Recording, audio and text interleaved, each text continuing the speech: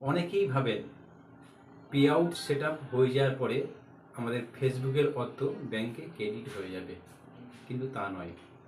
আপনার pay out verification আছে কি না অবশ্যই দেখে নেবেন।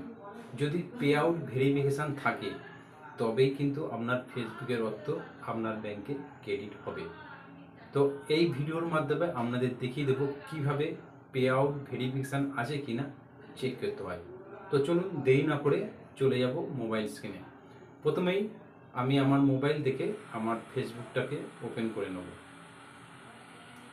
ফেসবুকটাকে ওপেন করার পরে চলে যাব আমার প্রোফাইলে যে ছবি দেওয়া আছে ওই ছবিতে টাচ করব।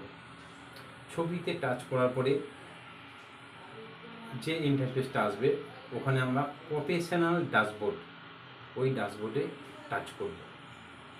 তারপরে একটু নিচের দিকে নেমে আসব, লেখা আছে দেখুন মনিটাইজেশন, ওর নিচে পে আউট, পে আউটে টাচ করব।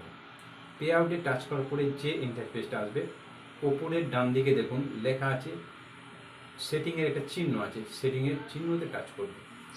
তারপর যে ইন্টারফেসটা আসবে ওতে লেখা আছে দেখুন ট্যাক্স ইনফো, ওর নিচে লেখা আছে W8 for service verify update December 1, 2024।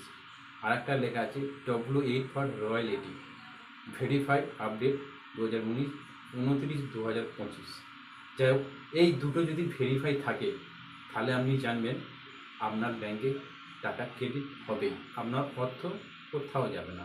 কিন্তু এই জায়গায় যদি নট ভেরিফাই বা রেড কালার থাকে তাহলে জানবেন আপনার পে আউট সেটা সম্পূর্ণ হয়নি, আপনাকে পুনরায় করতে হবে।